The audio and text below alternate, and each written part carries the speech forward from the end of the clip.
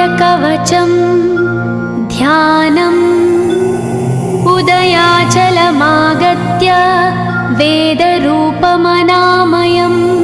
तुष्टावपरया भक्ता वालखिल्यादिभिर्वृतं देवसुरैः सदा वन्द्यं ग्रहैश्च परिवेष्टितं ध्यायन् स्तवन् पठन् नाम यः सूर्यकवचं सदा।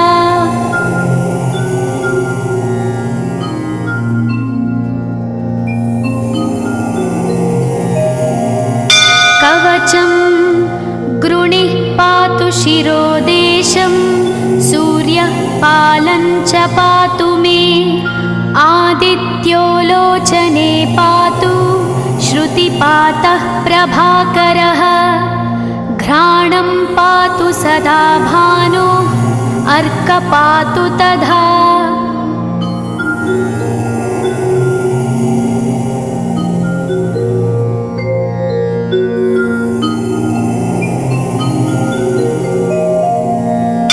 जिह्वं पातु जगन्नाथः कण्ठं पातु विभावसु स्कन्धौ ग्रहपतिः पातु भुजौ पातु प्रभाकरः अहस्करः पातु हस्तौ हृदयं पातु भानुमान्।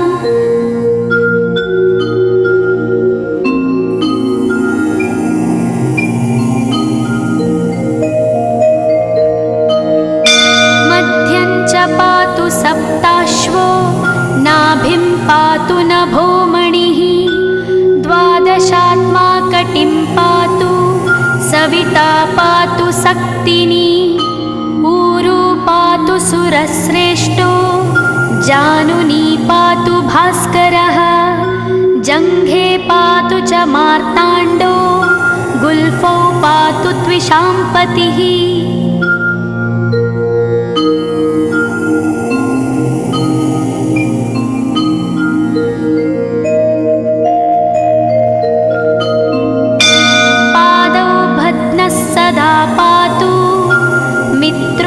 सकलं वपुः वेदत्रयात्मकस्वामिन् नारायण जगत्पते आयतयामं तं कञ्ची द्वेदरूपः प्रभाकरः स्तोत्रेणानेन सन्तुष्टो वालखिल्यादिभिर्वृतः।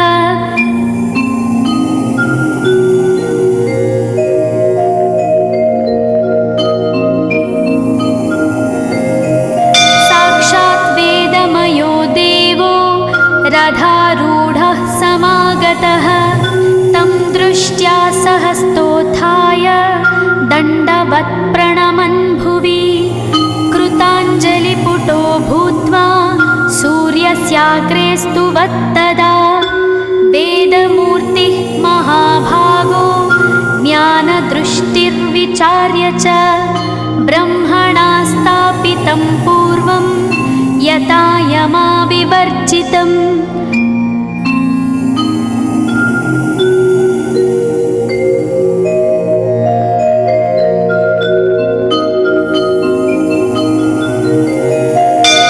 सत्त्वप्रधानं शुक्लाख्यं वेदरूपमनामयं शब्दब्रह्ममयं वेदं सत्कर्म ब्रह्मवाचकम् मुनिमध्यापयामास प्रथमं सविता स्वयं तेन प्रथमदत्तेन वेदेन परमेश्वरः यज्ञवल्क्यो मुनिश्रेष्ठः कृतकृत्यो भवत्तदा।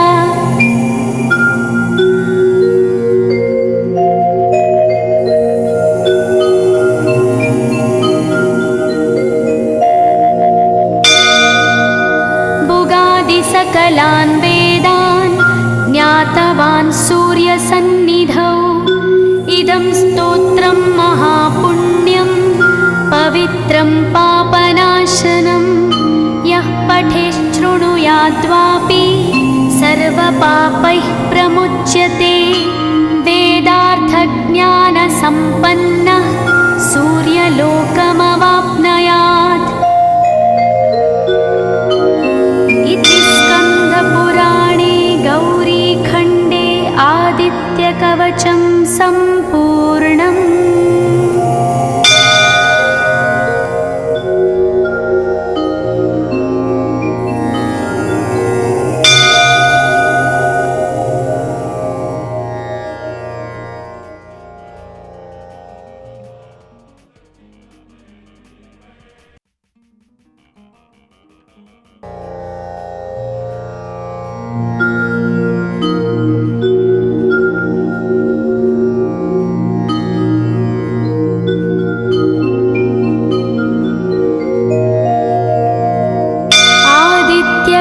कवचं ध्यानम् उदयाचलमागत्य वेदरूपमनामयं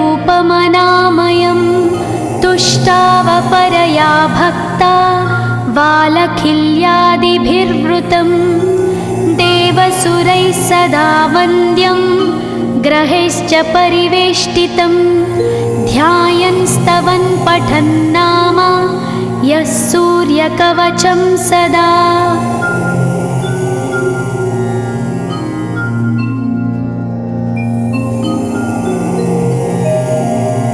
कवचं गृणिः पातु शिरोदेशं सूर्यः पालं च पातु मे आदित्यो लोचने पातु श्रुतिपातः प्रभाकरः घ्राणं पातु सदा भानो अर्कपातु तथा।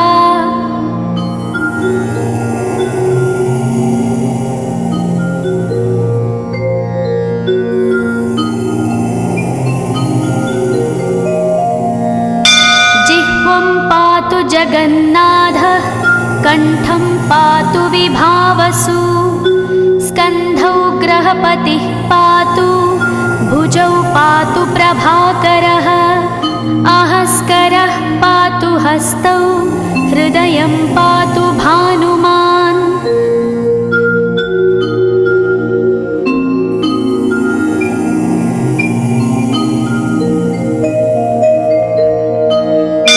मध्यं च पातु सप्ताश्वो नाभिं पातु नभोमणिः द्वादशात्मा कटिं पातु सविता पातु सक्तिनी ऊरू पातु सुरश्रेष्ठो जानुनी पातु भास्करः जङ्घे पातु च मार्ताण्डो गुल्फौ पातु त्विषाम्पतिः।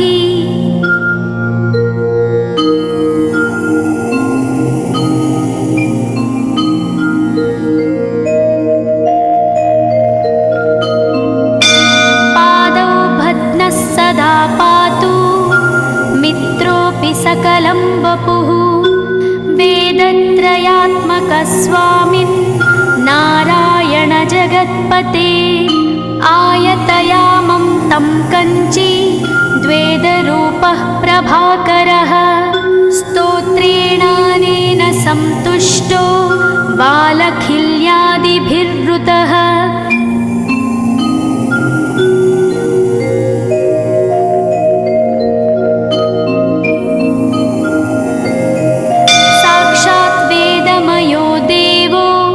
रथारूढः समागतः तं दृष्ट्या सहस्तोत्थाय दण्डवत् प्रणमन् भुवि कृताञ्जलिपुटो भूत्वा सूर्यस्याग्रे स्तुवत्तदा वेदमूर्तिः महाभागो ज्ञानदृष्टिर्विचार्य च ब्रह्मणा स्थापितं पूर्वं यथा यमाविवर्जितम्।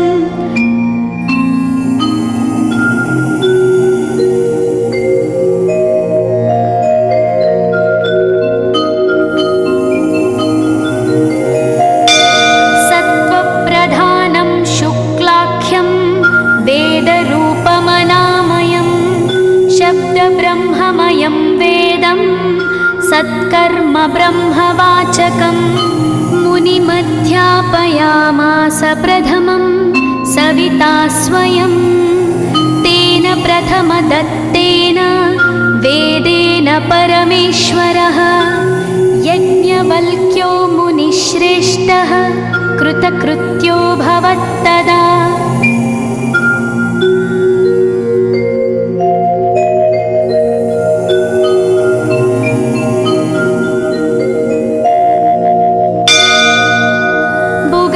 सकलान् वेदान् ज्ञातवान् सूर्यसन्निधौ इदं स्तोत्रं महापुण्यं पवित्रं पापनाशनं यः पठेच्छृणुयाद्वापि सर्वपापैः प्रमुच्यते वेदार्थज्ञानसम्पन्नः सूर्यलोकमवाप्नुयात्।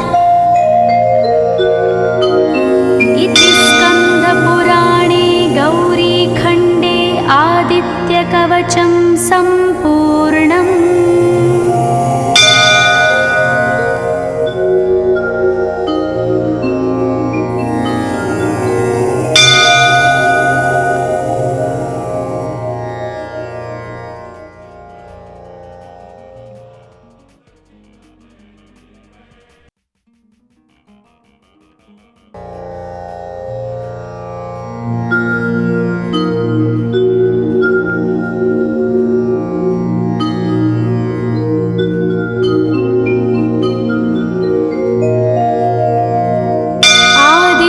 कवचं ध्यानम् उदयाचलमागत्य वेदरूपमनामयं तुष्टावपरया भक्ता वालखिल्यादिभिर्वृतं देवसुरैः सदा वन्द्यं ग्रहैश्च परिवेष्टितं ध्यायन् स्तवन् पठन् नाम यः सूर्यकवचं सदा।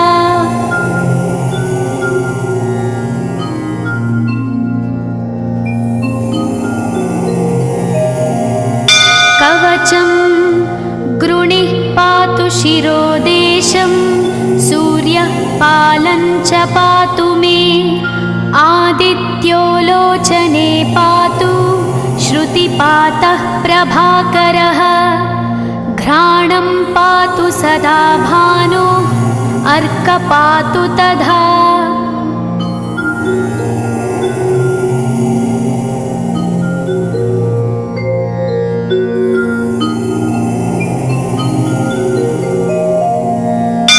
जिह्वं पातु जगन्नाथः कण्ठं पातु विभावसु स्कन्धौ ग्रहपतिः पातु भुजौ पातु प्रभाकरः आहस्करः पातु हस्तौ हृदयं पातु भानुमान्।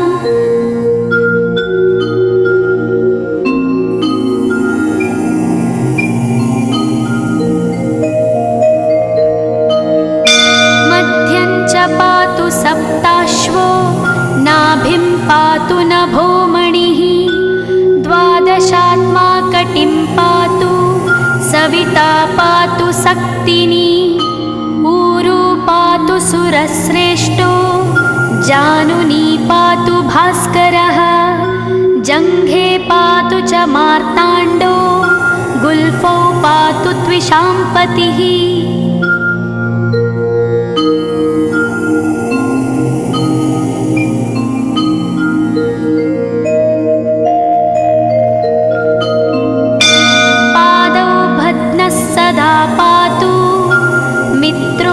सकलं वपुः वेदत्रयात्मकस्वामिन् नारायण जगत्पते आयतयामं तं कञ्ची द्वेदरूपः प्रभाकरः स्तोत्रेणानेन सन्तुष्टो वालखिल्यादिभिर्वृतः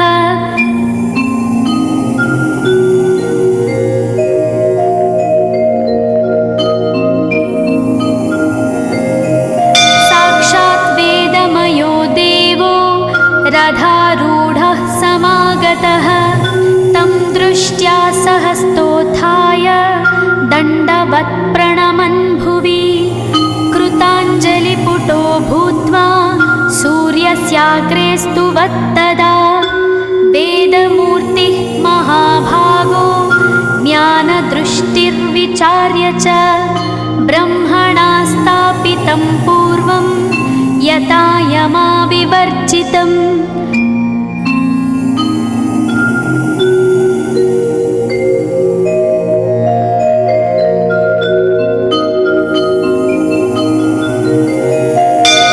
सत्त्वप्रधानं शुक्लाख्यं वेदरूपमनामयं शब्दब्रह्ममयं वेदं सत्कर्म ब्रह्मवाचकम् मुनिमध्यापयामास प्रथमं सविता स्वयं तेन प्रथमदत्तेन वेदेन परमेश्वरः यज्ञवल्क्यो मुनिश्रेष्ठः कृतकृत्यो भवत्तदा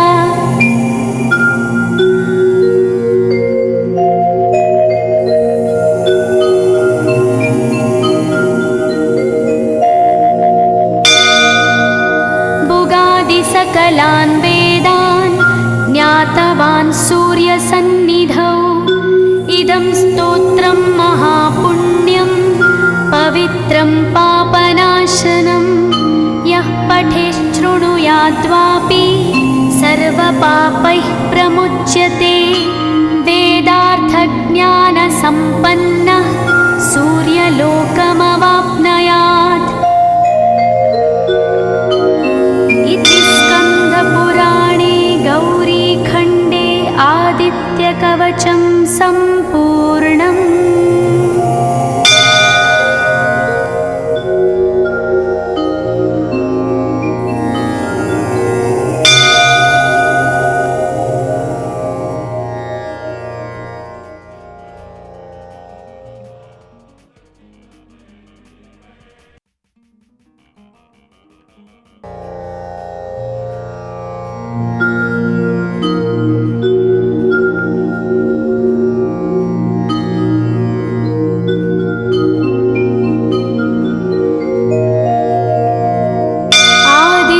कवचं ध्यानम्। उदयाचलमागत्य वेदरूपमनामयं तुष्टावपरया भक्ता वालखिल्यादिभिर्वृतं। देवसुरैः सदा वन्द्यं ग्रहैश्च परिवेष्टितं। ध्यायन् स्तवन् पठन् नाम यः सूर्यकवचं सदा।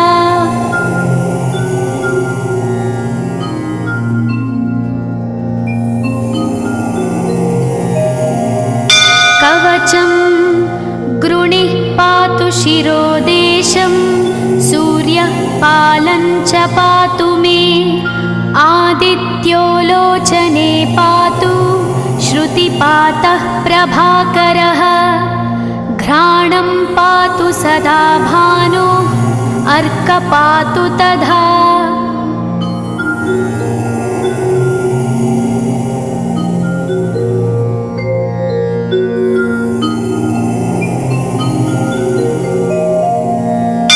जिह्वं पातु जगन्नाथः कण्ठं पातु विभावसु। स्कन्धौ ग्रहपतिः पातु भुजौ पातु प्रभाकरः। अहस्करः पातु हस्तौ हृदयं पातु भानुमान्।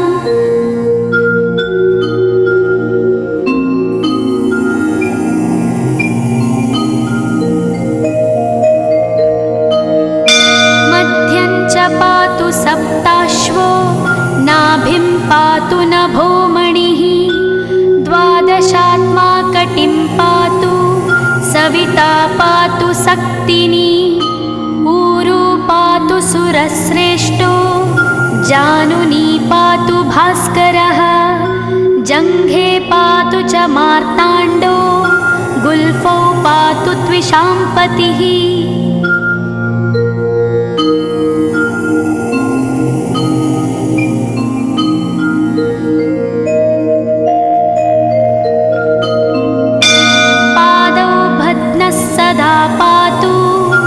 मित्रोऽपि सकलं वपुः। वेदत्रयात्मकस्वामिन् नारायण जगत्पते। आयतयामं तं कञ्ची द्वेदरूपः प्रभाकरः। स्तोत्रेणानेन सन्तुष्टो वालखिल्यादिभिर्वृतः।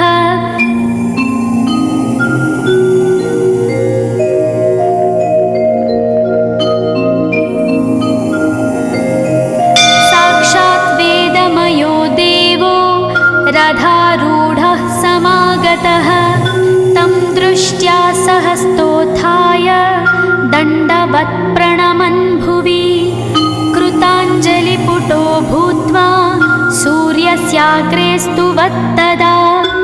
वेदमूर्तिः महाभागो ज्ञानदृष्टिर्विचार्य च ब्रह्मणा स्थापितं पूर्वं यथा यमाविवर्जितम्।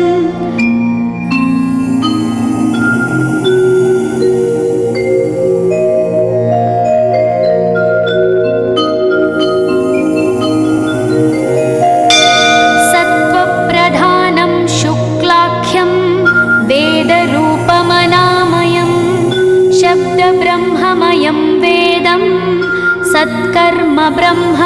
वाचकं मुनिमध्यापयामास प्रथमं सविता स्वयं तेन प्रथमदत्तेन वेदेन परमेश्वरः यज्ञवल्क्यो मुनिश्रेष्ठः कृतकृत्यो भवत्तदा।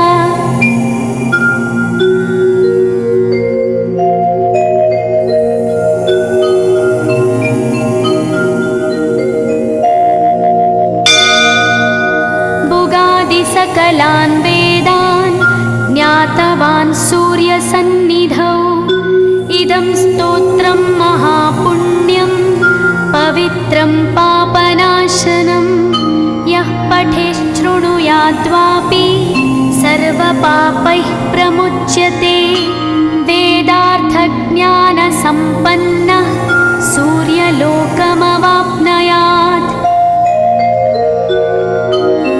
इति स्कन्दपुराणे गौरीखण्डे आदित्यकवचं सम्पूर्णम्।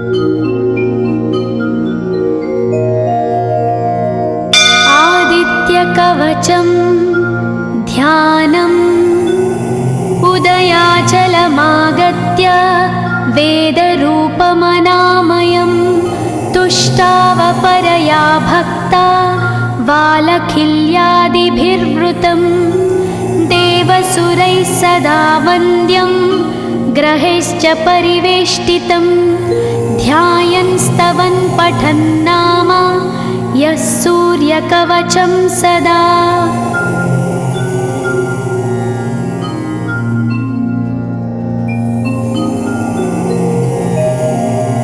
कवचं गृणिः पातु शिरोदेशं सूर्यः पालं च पातु मे आदित्यो लोचने पातु श्रुतिपातः प्रभाकरः घ्राणं पातु सदा भानो अर्कपातु तथा।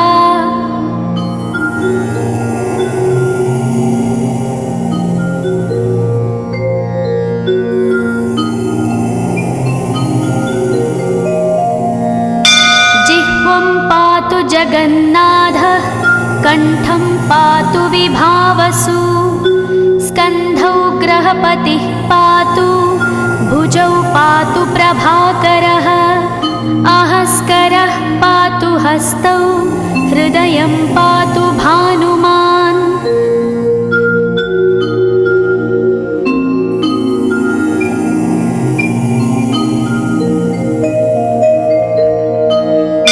मध्यं च पातु सप्ताश्वो नाभिं पातु नभोमणिः द्वादशात्मा कटिं पातु सविता पातु सक्तिनी ऊरू पातु सुरश्रेष्ठो जानुनी पातु भास्करः जङ्घे पातु च मार्ताण्डो गुल्फौ पातु त्विषाम्पतिः।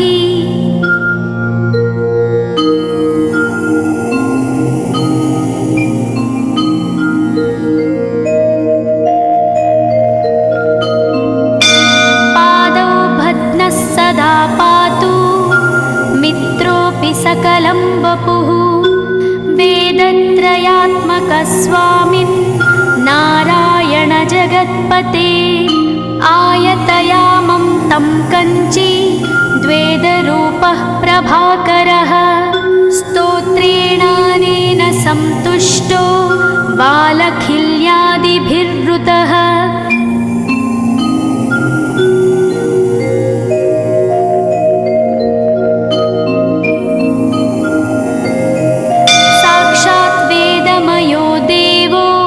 रथारूढः समागतः तं दृष्ट्या सहस्तोत्थाय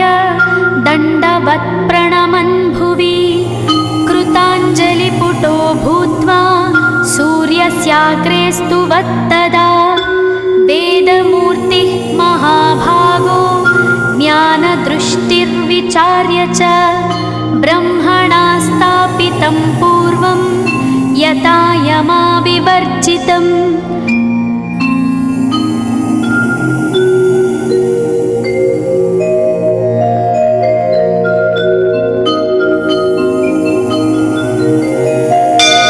सत्त्वप्रधानं शुक्लाख्यं वेदरूपमनामयं शब्दब्रह्ममयं वेदं सत्कर्म ब्रह्मवाचकं मुनिमध्यापयामास प्रथमं सविता स्वयं तेन प्रथमदत्तेन वेदेन परमेश्वरः यज्ञवल्क्यो मुनिश्रेष्ठः कृतकृत्यो भवत्तदा।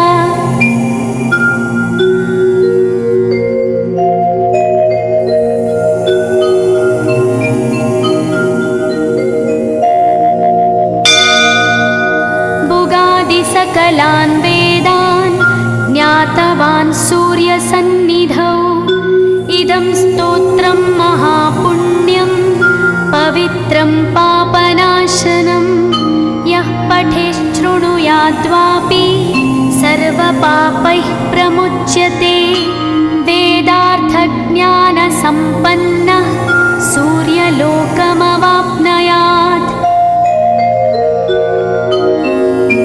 स्कन्दपुराणे गौरीखण्डे आदित्यकवचं सम्पूर्णम्।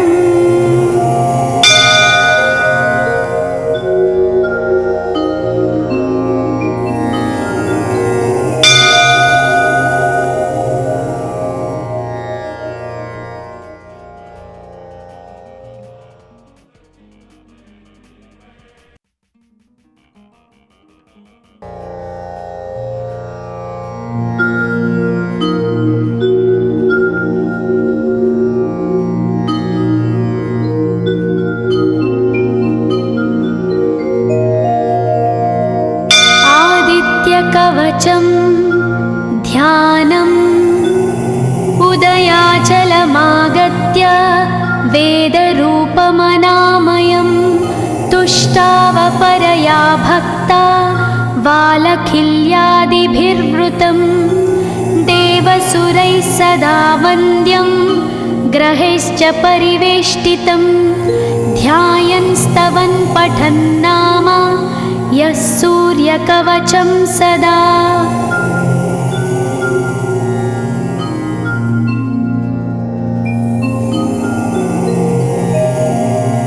कवचं गृणिः पातु शिरोदेशं सूर्यः पालं च पातु मे आदित्यो लोचने पातु श्रुतिपातः प्रभाकरः घ्राणं पातु सदा भानो अर्क पातु तथा।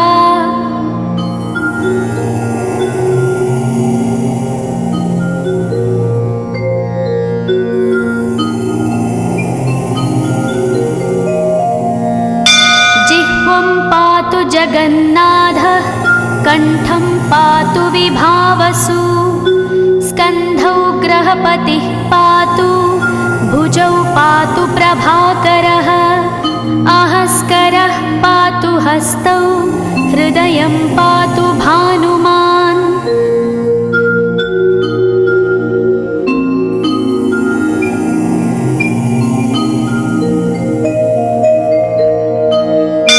मध्यं च पातु सप्ताश्वो नाभिं पातु नभोमणिः द्वादशात्मा कटिं पातु सविता पातु सक्तिनी ऊरू पातु सुरश्रेष्ठो जानुनी पातु भास्करः जङ्घे पातु च मार्ताण्डो गुल्फौ पातु त्विषाम्पतिः।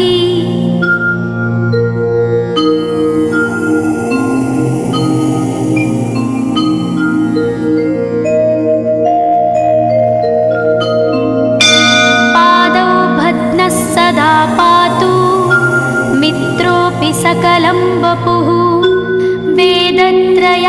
लोकस्वामिन् नारायण जगत्पते आयतयामं तं कञ्ची द्वेदरूपः प्रभाकरः स्तोत्रेणानेन सन्तुष्टो बालखिल्यादिभिर्वृतः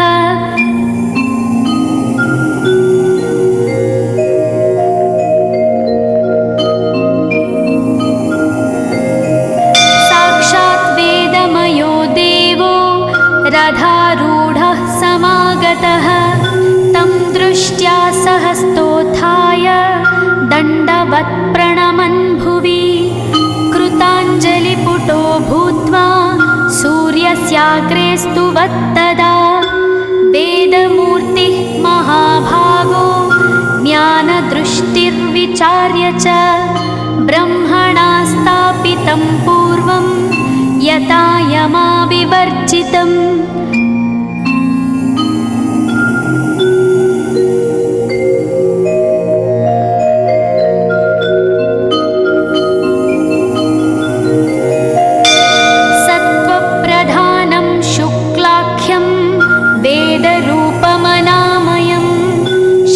ब्रह्ममयं वेदं सत्कर्म ब्रह्मवाचकं मुनिमध्यापयामास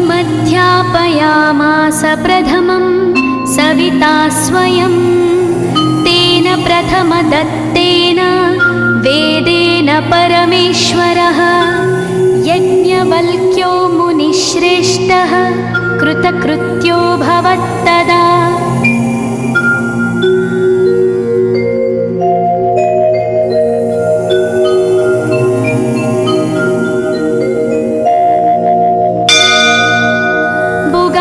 सकलान् वेदान् ज्ञातवान् सूर्यसन्निधौ इदं स्तोत्रं महापुण्यं पवित्रं पापनाशनं यः पठेच्छृणुयाद्वापि सर्वपापैः प्रमुच्यते वेदार्थज्ञानसम्पन्नः सूर्यलोकमवाप्नुयात् इति स्कन्दपुराणे गौरीखण्डे आदित्यकवचं सम्पूर्णम्।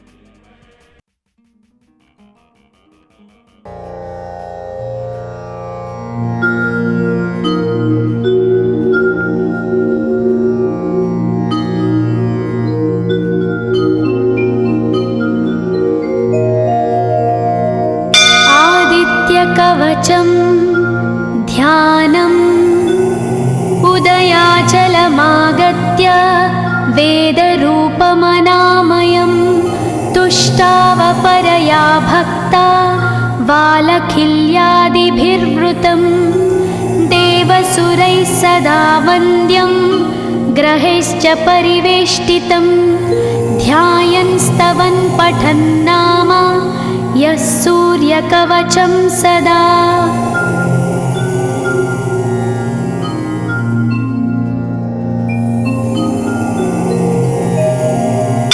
कवचं गृणिः पातु शिरोदेशं सूर्यः पालं च पातु मे आदित्यो लोचने पातु श्रुतिपातः प्रभाकरः घ्राणं पातु सदा भानो अर्क पातु तथा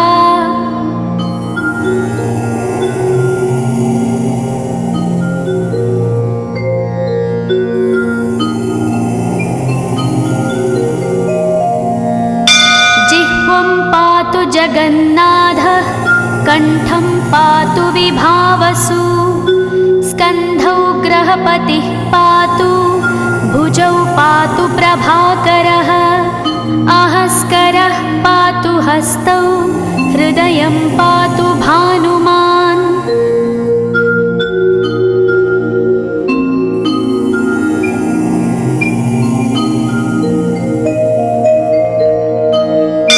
मध्ये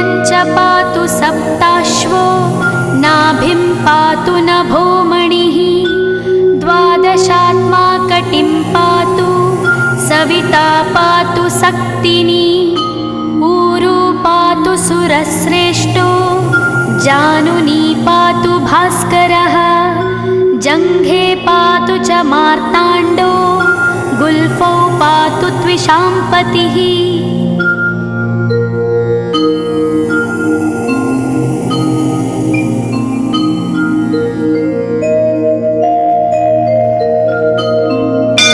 पादौ भद्नः सदा पातु मित्रोऽपि सकलं वपुः वेदत्रयात्मकः स्वामिन् नारायण जगत्पते आयतयामं तं कञ्ची द्वेदरूपः प्रभाकरः स्तोत्रेणानेन सन्तुष्टो वालखिल्यादिभिर्वृतः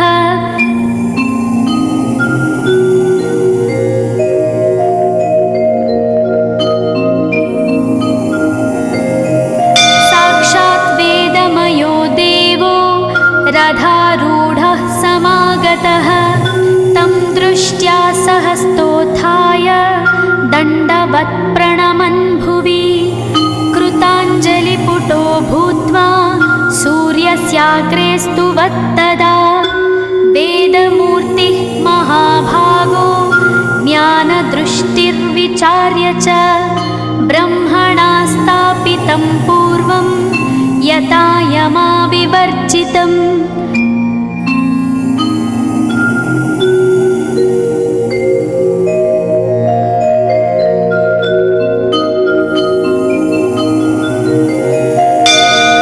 सत्त्वप्रधानं शुक्लाख्यं वेदरूपमनामयं शब्दब्रह्ममयं वेदं सत्कर्म ब्रह्मवाचकम् मुनिमध्यापयामास प्रथमं सविता स्वयं तेन प्रथमदत्तेन वेदेन परमेश्वरः यज्ञवल्क्यो मुनिश्रेष्ठः कृतकृत्यो भवत्तदा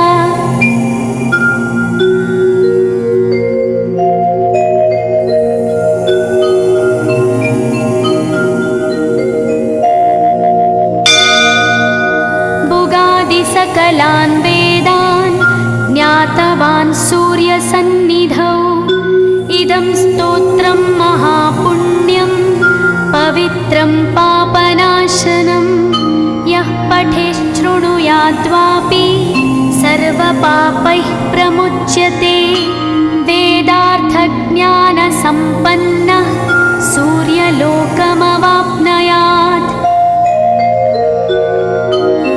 इति स्कन्दपुराणे गौरीखण्डे आदित्यकवचं सम्पूर्णम्।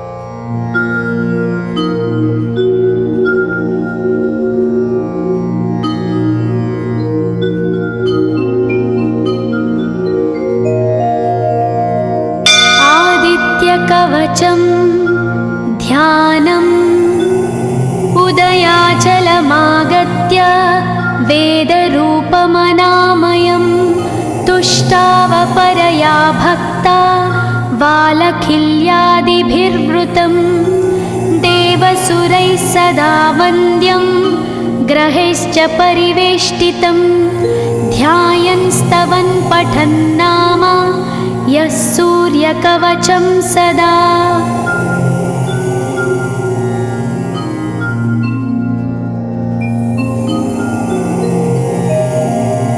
कवचं गृणिः पातु शिरोदेशं सूर्यः पालं च पातु मे आदित्यो लोचने पातु श्रुतिपातः प्रभाकरः घ्राणं पातु सदा भानो अर्कपातु तथा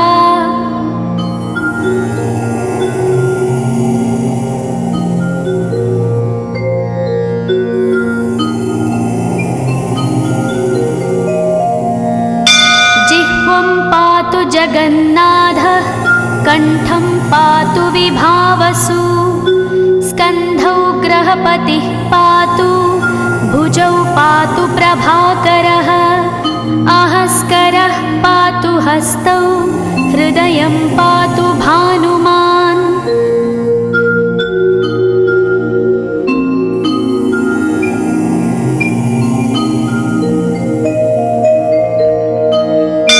मध्यं च पातु सप्ताश्वो, नाभिं पातु नभोमणिः, द्वादशात्मा कटिं पातु, सविता पातु सक्तिनी, ऊरू पातु सुरश्रेष्ठो, जानुनी पातु भास्करः, जङ्घे पातु च मार्ताण्डो, गुल्फौ पातु त्विषाम्पतिः।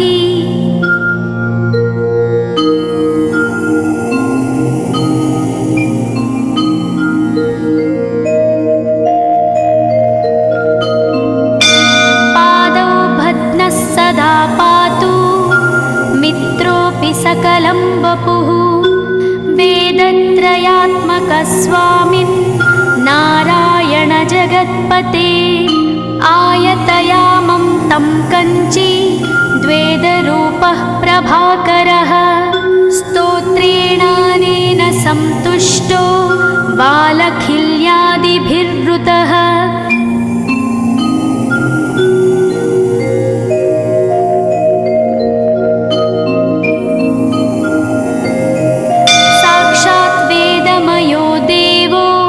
रथारूढः समागतः, तं दृष्ट्या सहस्तोत्थाय दण्डवत् प्रणमन् भुवि, कृताञ्जलिपुटो भूत्वा सूर्यस्याग्रे स्तुवत्तदा, वेदमूर्तिः महाभागो ज्ञानदृष्टिर्विचार्य च, ब्रह्मणा स्थापितं पूर्वं यथा यमाविवर्जितम्।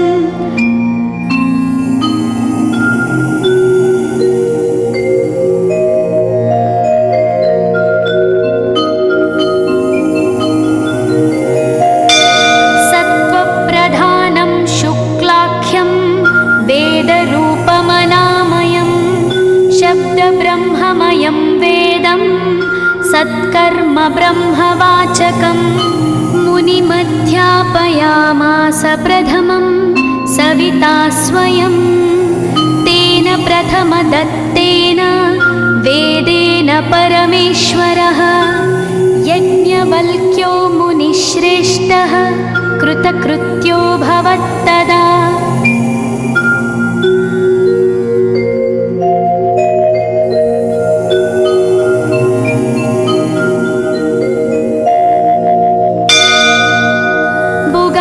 सकलान् वेदान् ज्ञातवान् सूर्यसन्निधौ, इदं स्तोत्रं महापुण्यं पवित्रं पापनाशनं, यः पठेच्छृणुयाद्वापि सर्वपापैः प्रमुच्यते, वेदार्थज्ञानसम्पन्नः सूर्यलोकमवाप्नुयात्।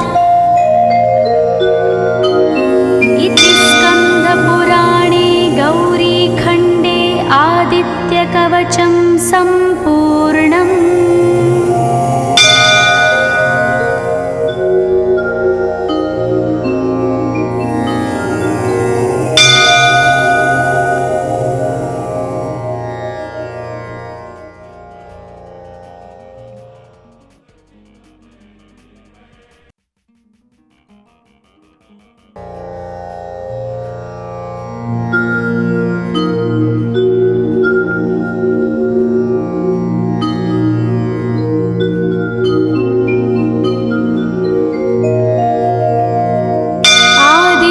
कवचं ध्यानम् उदयाचलमागत्य वेदरूपमनामयं तुष्टावपरया भक्ता वालखिल्यादिभिर्वृतं देवसुरैः सदा वन्द्यं ग्रहैश्च परिवेष्टितं ध्यायन् स्तवन् पठन् नाम यः सूर्यकवचं सदा।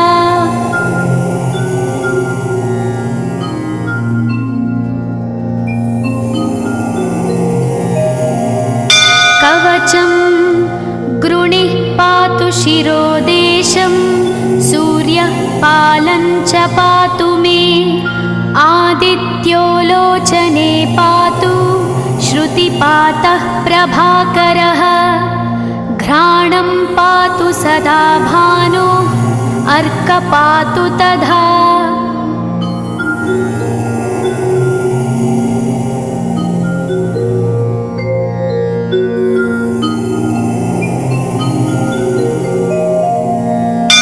जिह्वं पातु जगन्नाथः, कण्ठं पातु विभावसु, स्कन्धौ ग्रहपतिः पातु, भुजौ पातु प्रभाकरः, अहस्करः पातु हस्तौ, हृदयं पातु भानुमान्।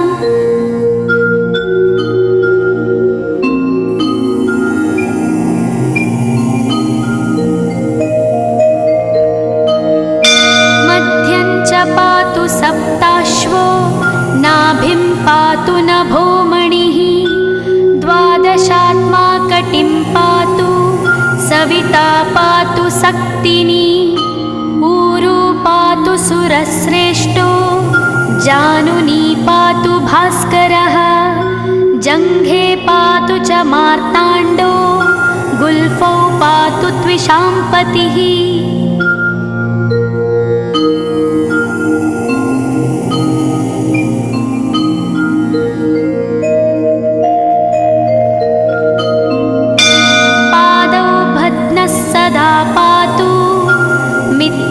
सकलं वपुः, वेदत्रयात्मकस्वामिन्, नारायण जगत्पते, आयतयामं तं कञ्ची, द्वेदरूपः प्रभाकरः, स्तोत्रेणानेन सन्तुष्टो, बालखिल्यादिभिर्वृतः।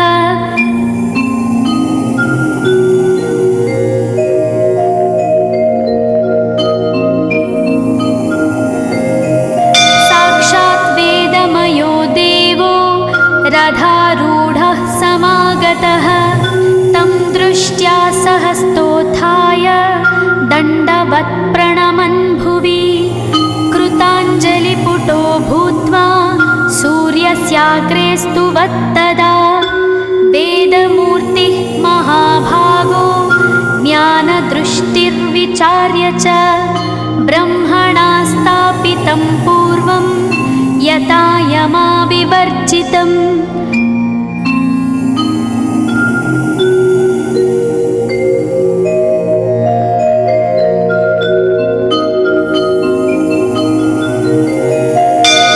सत्त्वप्रधानं शुक्लाख्यं, वेदरूपमनामयं, शब्दब्रह्ममयं वेदं, सत्कर्म ब्रह्मवाचकम्, मुनिमध्यापयामास प्रथमं, सविता स्वयं, तेन प्रथमदत्तेन, वेदेन परमेश्वरः, यज्ञवल्क्यो मुनिश्रेष्ठः, कृतकृत्यो भवत्तदा।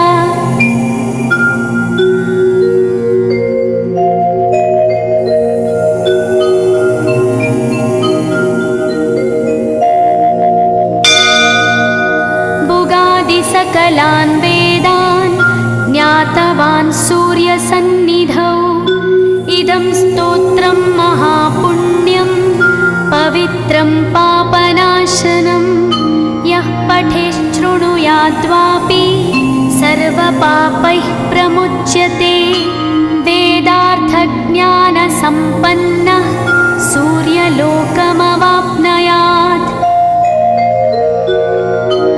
इति स्कन्दपुराणे गौरीखण्डे आदित्यकवचं सम्पूर्णम्।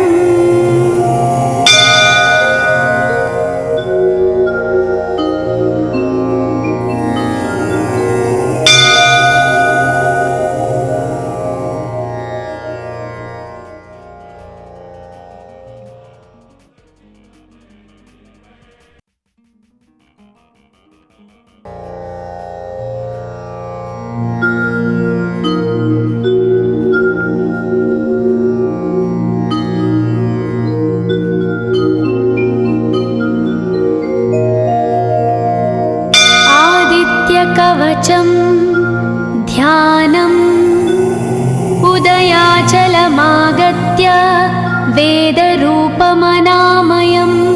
तुष्टावपरया भक्ता वालखिल्यादिभिर्वृतं देवसुरैः सदा वन्द्यं ग्रहैश्च परिवेष्टितं ध्यायन् स्तवन् पठन् नाम यः सूर्यकवचं सदा।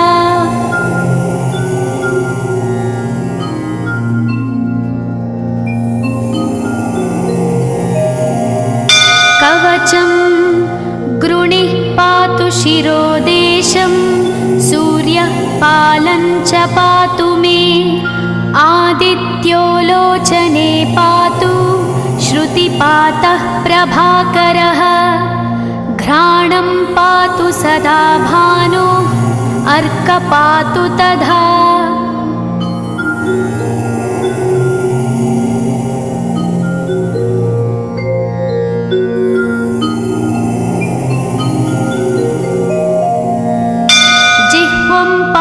जगन्नाथः कण्ठं पातु विभावसु स्कन्धौ ग्रहपतिः पातु भुजौ पातु प्रभाकरः आहस्करः पातु हस्तौ हृदयं पातु भानुमान्।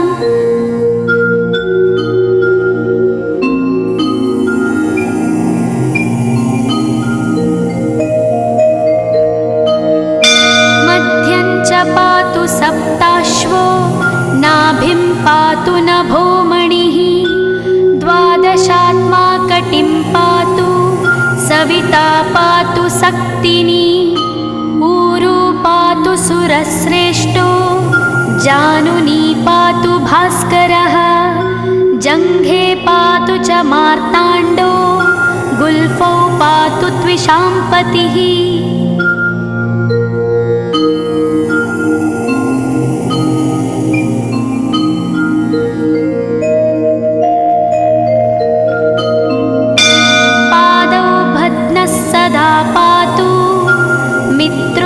सकलं वपुः वेदत्रयात्मकस्वामिन् नारायण जगत्पते आयतयामं तं कञ्ची द्वेदरूपः प्रभाकरः स्तोत्रेणानेन सन्तुष्टो वालखिल्यादिभिर्वृतः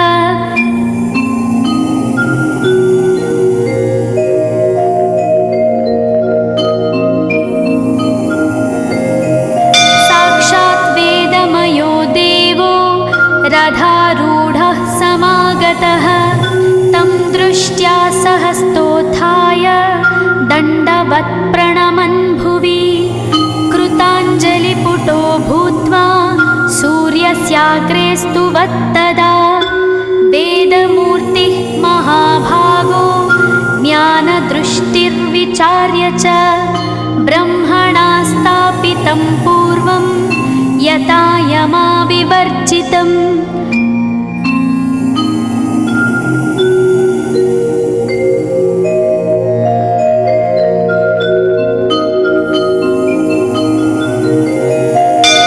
सत्त्वप्रधानं शुक्लाख्यं वेदरूपमनामयं शब्दब्रह्ममयं वेदं सत्कर्म ब्रह्मवाचकम् मुनिमध्यापयामास प्रथमं सविता स्वयं तेन प्रथमदत्तेन वेदेन परमेश्वरः यज्ञवल्क्यो मुनिश्रेष्ठः कृतकृत्यो भवत्तदा।